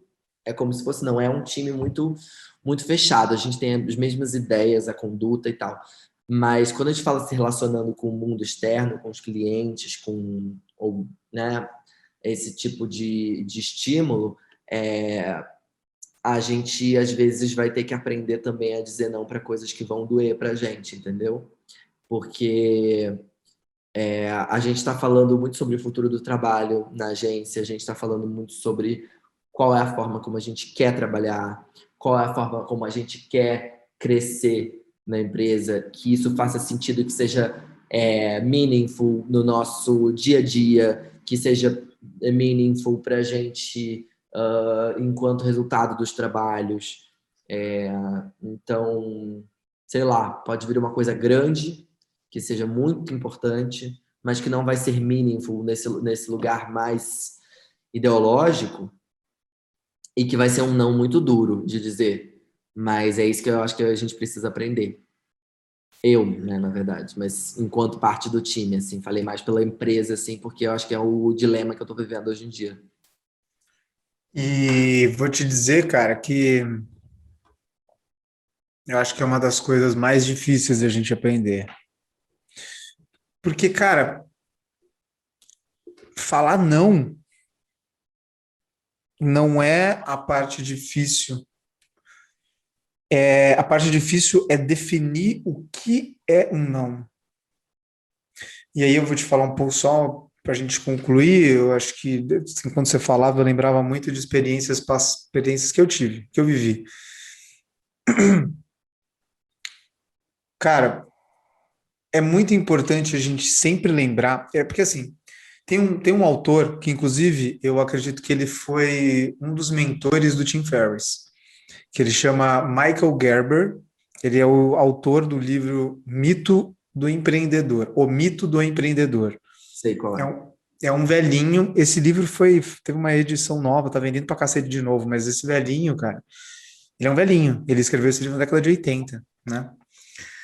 E é muito interessante lá, ele fala uma coisa, cara, que, puta, quando eu tomei conhecimento desse conceito, mudou realmente as formas como eu estava enxergando a minha empresa e a minha vida. Quando você é um técnico, quando você é um empreendedor técnico, o que é um empreendedor técnico? O arquiteto abre um escritório de arquitetura. O advogado começa um escritório de advocacia. O designer abre um estúdio de design. O dentista abre uma clínica. Isso é um empreendedor técnico. É um empreendedor que sabe exatamente, muitas vezes já praticava aquilo em outra empresa. E aí o que muitas vezes acontece é que quando esse tipo de empreendedor abre um negócio, ele não consegue diferenciar a empresa dele mesmo. Uhum. Você mesmo, nós somos seres complexos, né? Nós somos tridimensionais. A gente gosta de uma coisa, gosta de outra, tem referência daqui, tem outra de lá, e a gente muda. O tempo passa, a gente tem mais interesse por isso e por aquilo. Agora, uma empresa não. Uma empresa, idealmente, uma empresa que funciona. Quando a gente começa uma empresa, que vai ser realmente, ó, eu vou começar uma empresa, eu não vou trabalhar para outra pessoa, eu não vou trabalhar para outra empresa, porque eu quero criar a minha. Eu quero criar uma instituição e eu quero que essa instituição construa valor no longo prazo. Então, a gente tem que trabalhar na empresa, não para a empresa. A gente tem que construir esse negócio que vai funcionar sozinho, que vai tocar sozinho um dia, Travou um né? pouquinho. E, Travou um pouquinho na sua última sentença, da empresa, na empresa ou para a empresa. Eu não ouvi direito. isso. Quando a gente começa uma empresa e a gente opta por não trabalhar para outra empresa, não trabalhar para outra pessoa, é porque a gente está querendo construir a nossa. Uhum. Então a gente está construindo uma empresa que um dia vai funcionar sem a gente. O dono do McDonald's não sabe fazer hambúrguer, Uhum. sabe? O Guilherme Benchimol, o dono fundador da XP, muito bem, ele pode saber fazer, tradear, lidar com o mercado financeiro, só que ele nunca conseguiria fazer tudo que a XP faz, certo? Então, a gente, e aí o que eu tinha dito então quando a gente decide abrir uma empresa, a gente tem que estar sempre concentrado em trabalhar na empresa. Eu estou trabalhando na empresa porque ela precisa de mim por enquanto, porque ela não pode ir sozinha. Agora, se a gente está trabalhando para a empresa, então a gente está criando um emprego para nós mesmos e a gente não consegue fazer diferença entre o que é a nossa empresa e o que nós somos. Então, realmente fica muito difícil de encontrar o que é falar não. Porque eu, você, o Thales, nós somos pessoas, nós somos orgânicos, eu me aproximo de você, eu gosto da sua causa, eu gosto da sua empresa, puta, eu quero te ajudar, eu posso te ajudar. Poder ajudar não significa que seja a melhor escolha, principalmente para uma empresa, né? Eu acho que disso que você falou, eu me lembrei de uma coisa que, para mim, é uma verdade muito grande dentro da Out of Office, e a gente fala sobre isso várias vezes também. eu quero que todas as pessoas que trabalhem com a gente, e a gente tem isso nas nossas seleções, eu quero que todas as pessoas que trabalhem comigo sejam melhores do que eu. Não quero que elas sejam. Eu não quero colocar eu preciso que a pessoa. E não estou dizendo que é uma coisa difícil. O que eu digo é que eu acho que a pessoa ela tem que ter um skill que eu não tenho e que eu não Lógico, sei. E ela tem que, tipo, lógico. né, representar naquele ponto ali, agregar naquele ponto.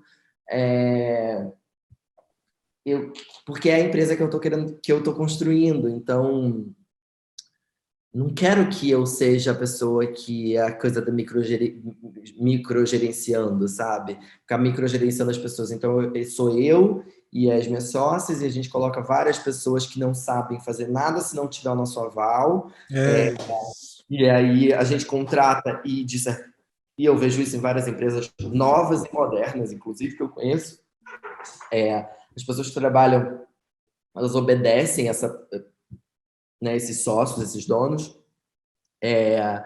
E no fim das contas, esse dono é o mais prejudicado, porque ele não consegue sair do negócio por um minuto, a empresa começa a engolir ele, porque é como se ele tivesse sustentar tudo da empresa, e eu vejo muitas vezes esses donos, neo empresas novas, assim, contratando pessoas e querendo que elas não sejam melhores por uma questão de ego e por também porque nós somos empreendedores, mas a gente também é muito jovem, então tem muito uma coisa, também o nosso mercado também é muito cheio disso, e eu acho que eu poderia muito bem cair nessa armadilha também, mas eu comecei a refletir, conversar com as minhas sócias e pensar que a gente precisa de gente muito, muito capacitada e muito autônoma para trabalhar com a gente. Nós somos um hub, a nossa estrutura, nós não temos um escritório. Existem várias coisas cool desse ponto e legais de falar no Instagram, mas existem vários problemas desse modelo também. sem dúvida. Várias coisas que a gente acredita que existem mais coisas boas do que ruins, né? Não à toa a gente tem a empresa e gosta muito dela desse jeito, mas existem pontos críticos que a gente precisa trabalhar de forma muito cirúrgica. Um desses pontos é a autonomia dos profissionais. Eu não posso ter uma empresa onde eu tenha um projeto que eu chame, que eu tenha um profissional e eu queira controlar o horário dele, ou queira qualquer coisa relacionada a isso, ou cogitar se ele está trabalhando ou não está trabalhando. Eu não posso ter esse tipo de pensamento, eu acredito. E esse é um ponto crítico da empresa. Mas a gente um ponto de trabalhar é a escolha dos profissionais a dedo, onde eles sejam melhores do que a gente em vários sentidos, ou seja, que agreguem, que não sejam profissionais que estejam embaixo do nosso guarda-chuva, que eles tenham uma grande autonomia de trabalho. Perfeito. Sejam na cocriação também. E isso foi uma coisa que eu cometi esse erro quando eu comecei, tá? Já fica até a dica aí. Se você está começando seu negócio agora, cara, não importa o que seja uma agência, um estúdio, seja uma hamburgueria. Cara, não, mentira, talvez uma hamburgueria, tudo bem. Enfim, falando de negócios criativos. Se você está começando seu negócio, você não pode se dar o luxo de ensinar ninguém. Você precisa contratar pessoas que saibam mais do que você, que vão te ajudar. Exatamente, que vão tirar coisas do seu ombro, não vão adicionar mais uma tarefa para você. Eu preciso ensinar o Pedrinho. Não, o Pedrinho precisa saber tudo, cara. Bom, mas beleza, cara, eu vou ser deselegante, cortar nosso papo, porque já tá dando muito tempo, eu tô preocupado com o seu horário também. Imagina, Isso é um sinal de que, né, foi tudo bem, porque de fato eu poderia ficar mais 2 horas fácil aqui ainda. Thales, eu vou deixar você, quero que você, cara, deixe a sua última mensagem aí, se quiser deixar suas mídias da agência, para a gente encerrar aqui o papo. Sim, não, acho que a mensagem, não sei se eu quero deixar uma mensagem, eu quero deixar um agradecimento. Adoro falar sobre esse assunto. Não à toa a gente escolhe esse lugar do empreendedorismo, porque eu acho que construir as coisas, o prazer de construir as coisas já demonstra que a gente é muito interessado, né, nisso. Então, obviamente, que um papo para falar disso, de empreendedorismo, de branding, de todos esses tópicos que são presentes na minha vida o tempo inteiro e que não tem nenhuma chavinha de desligar, mas não no sentido de aprisionamento, mas sim no sentido de prazer, de vontade. Então, gosto muito de falar sobre isso, adorei o papo. Quem quiser conhecer mais da Out of Office, é só seguir @oo.agency. O site também é oo.agency. E é isso, assim, a gente está começando, mas também estamos conscientes, cada vez mais conscientes de onde a gente quer estar. Não necessariamente isso é um lugar ascendente nos termos das agências tradicionais, mas é um lugar de interesse, eu acho que é isso, assim. Às vezes tem pouco interesse você tem pouco interesse no seu trabalho, ou você trabalha numa empresa onde você tem pouco interesse, ou você tem uma agência que você é pouco interessado nela. O nosso lugar é um lugar de interesse, a gente quer manter isso, o interesse. Acho que isso é muito... E aí, para o pessoal que estiver ouvindo a gente, quem está acostumado, eu estou acostumado, quem está acostumado a seguir agências, estúdios no Instagram, sabe que nunca é uma coisa muito legal, assim, né? São muitos raros, muitos poucos, e eu incluo a minha própria empresa nisso.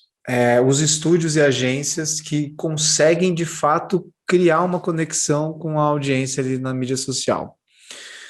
A OOO está conseguindo fazer isso, e eu acho que talvez eles nem saibam ainda como, mas eles estão conseguindo. Tá gerando muita... Starters. Tá gerando muita curiosidade, e os últimos conteúdos que eles têm soltado também tá valendo a pena seguir. Então, eu aconselho vocês aí a seguir de fato ali no Instagram deles, e eu também estou ansioso para ver o que vai vir por aí, tá? Eu quero agradecer, assim como ele me agradeceu, eu quero agradecer ao Thales, foi um papo muito bacana. Quero agradecer a você que ficou até o final, agradecer também ao Matheus aí, nosso produtor, que está em silêncio, mas está fazendo tudo acontecer, e dizer que a gente se vê no próximo episódio. Se você quiser me consumir mais de André Lona, vai no meu Instagram, estou fazendo bastante conteúdo por lá. O YouTube ainda não está atualizado, a gente está querendo levar alguns formatos que a gente testou no Instagram para o YouTube, mas, por enquanto, só no Instagram. Então me segue lá, @André_Lona, tá bom? Muito obrigado para todo mundo que acompanhou a gente, e até a próxima.